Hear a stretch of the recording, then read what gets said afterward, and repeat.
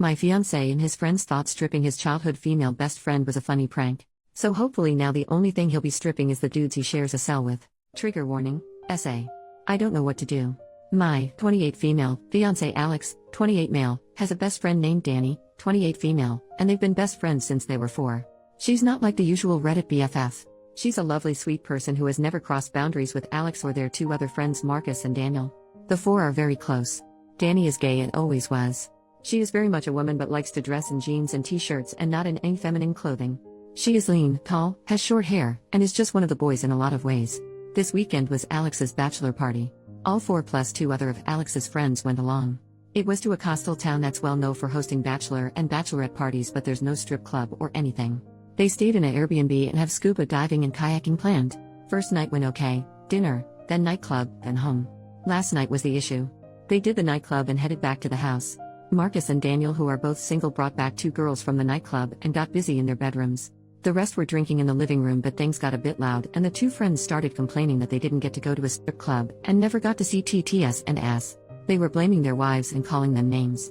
Danny told them to shush as it was ruining the mood, and they both thought it would be funny if they saw Danny's body exposed to make up for it.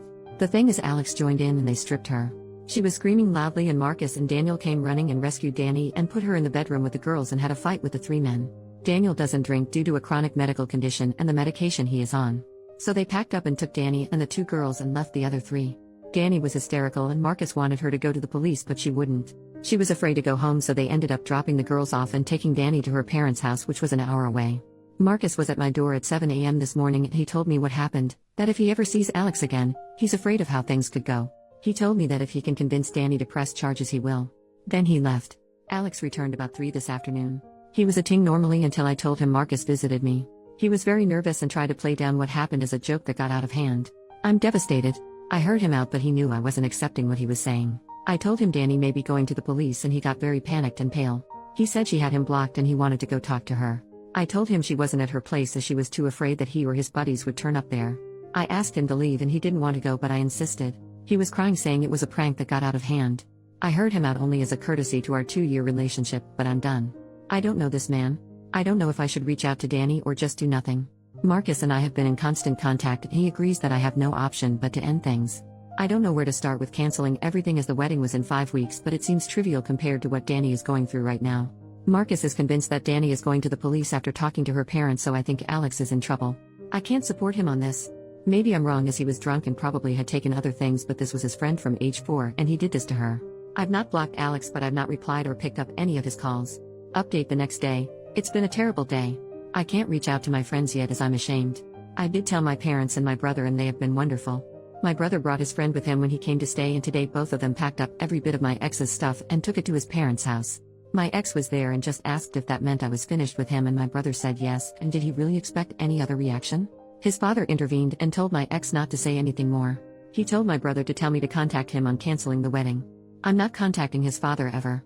My parents are handling canceling the wedding, and my father got into my cousin who is a lawyer, and he is going to help and advise me as needed. I have to disentangle myself from ex on Lisa's bank account savings and such, although my brother made me transfer all of my money from joint account savings and daily accounts to my own account. It's a mess.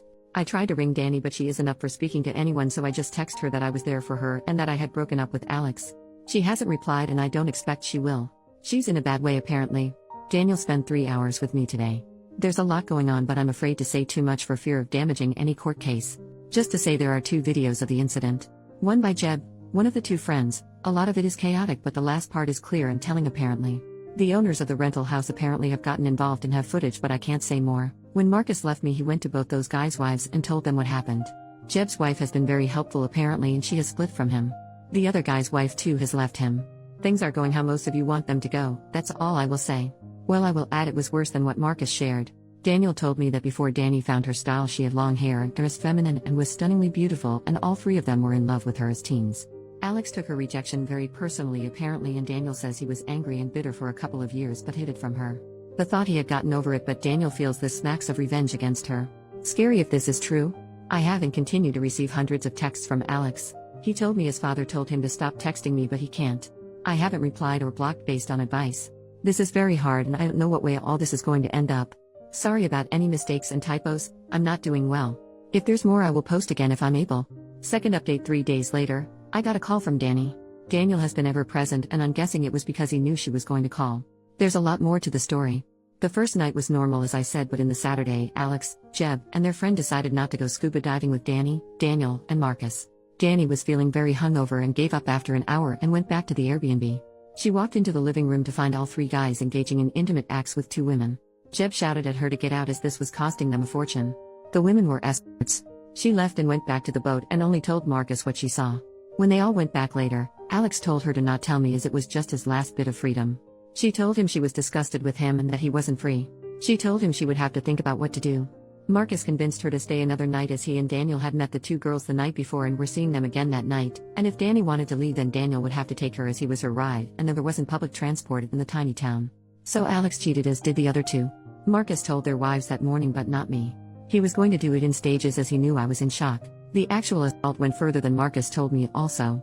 And while Alex hadn't actually done anything beyond pulling off her clothes, unlike the other two, he stood by and watched and did nothing to help her. She said she thought he had taken shrooms earlier but couldn't be sure. Marcus and Daniel did rescue her but things had already escalated. She went to the police immediately after she got to her parents'. The Airbnb owners had also gone independently when they saw the footage. All three men are facing the consequences of their actions. Danny told me she was sorry she didn't leave and tell me immediately like she wanted to do. She is very distraught still. I didn't want to make things worse for her. I don't think I am needed for any legal proceedings, so I finally blocked Alex and his parents. The wedding is cancelled. And I'm just starting to disentangle myself from Alex on bank accounts and such. Here's my issue. I'm feeling very angry towards Marcus. It feels like he didn't really care about me. He stopped Danny from telling me so he could continue to shack up with the girl he met. He apparently feels guilty because if they had left, Danny would not have been attacked. He didn't do me the courtesy of telling me that Alex cheated that morning like he did with the other two wives. It's not like he was sparing my feelings because my ex saying another woman was a pretty damn bad thing to hear. He didn't tell me the full extent of the attack. Danny is still unsure if Alex wasn't just waiting his turn or if all he was going to do was watch. I should have been told that ASAP. And not from Danny because the conversation was incredibly difficult for her. Daniel didn't know about the escorts at all and didn't know Marcus hasn't shared the full story of what they saw when they burst in. Daniel has been my rock. I need some perspective here. Is it okay to be angry at Marcus? Is it misplaced anger? I'm pretty angry at Alex though, and that's all I feel towards him. Can anyone give me a different perspective I'm missing? Marcus and I had been in constant contact. He's already back at work, so it was messages and texts and occasional calls. He actually visited last night but I didn't open the door to him. Daniel is saying whatever I feel right now is okay. But I think he's just placating me. I don't know who to trust anymore. I don't have to have any more contact with Alex and think the case will move along without me. I'm thinking of telling Daniel that I need a break from him and Marcus and that group of friends. Danny and I have said we will stay in touch, but I can't see us being very close. My best friend who I finally confided in thinks I should just step away from them all now for good and try to move forward. My parents agree and think it's necessary for healing. My brother thinks Daniel has been nothing but great and I shouldn't cut him off. But they all seem to be a package deal, but without Alex now obviously. So I think it's probably all or nothing. What should I do? I don't want to be ungrateful, but a clean break feels right. Third update 11 days later. I've been putting off writing this update, but I'm back because I need even more advice and an outside perspective. The comments have been pretty helpful so far. Thank you. It's long, but I'll do my best to shorten it. First of all, Danny and I have bonded. She and I talk every day and message constantly. I didn't expect that, but it's truly wonderful. She says she needs a good straight friend right now. Just kidding, and honestly she is a great person and has been a huge support to me despite what she has been going through. I told her I posted here as I felt guilty as to tell my story I had to tell hers. She was okay with it. She is thinking of waiving her right to anonymity when the trial comes, as she wants everyone to know she was SA'd and by who. Danny has quit her job, moved to her parents full-time and is in therapy. She's just about okay. Surviving still rather than living, but she is so strong and amazing. Justice moves slowly here, so there isn't too much of an update on the legal process. Marcus was told, however, that he would not face charges for assault for attacking the two actively attacking Danny. I went back to work and it was awful. I work for a tiny startup. Oscar, who works there, is friendly with Marcus and my brother. We are all into martial arts and attend the same dojo. So I'm getting a lot of pity. I'd have been okay with sympathy or empathy, but being pitied sucks. Still, it's better than being home all day doing nothing. Daniel gave me space as I asked, and he is truly a good guy. There is nothing romantic there at all though. I'm not in a fit state for anything like that and won't be for a very, very long time. He is just a good guy. No ulterior motives. We text a bit and he is in a lot of contact with Danny as well. I got a letter in the mail from Alex. He said he held out hope while I hadn't blocked him, but once I did he was distraught. He told me he doesn't want to freak me out by turning up in person, and I know that wouldn't look good for him anyway, but he just wanted to tell his side of the story. He said he was pressured into doing stuff with the escorts and he only got head. The other two were really pressuring him to do more, but he didn't and says he regrets even doing that. He admits he was angry at Danny because she told him he either told me about the cheating or she would, but he knew he was totally in the wrong. He knew I would dump him for cheating, so he took everything he could get his hands on. He's not even sure what he took, and while he remembers pulling off Danny's shoes, he doesn't remember anything else. So he was just peer pressured and drunk and high, and did nothing wrong at all basically. I was just disgusted to read this. His total lack of accountability is just sickening.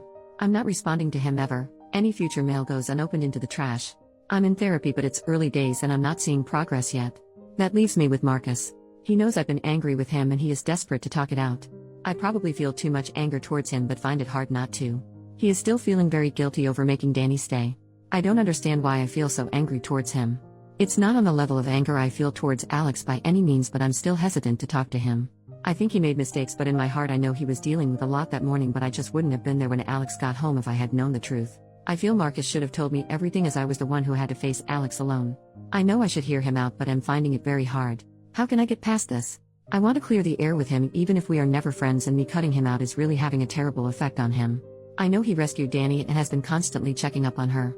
I know he can be a good guy, but part of me feels he wasn't all good that weekend. I don't know. I haven't touched this in therapy as we are just starting and are talking about Alex. I need advice on how to deal with this.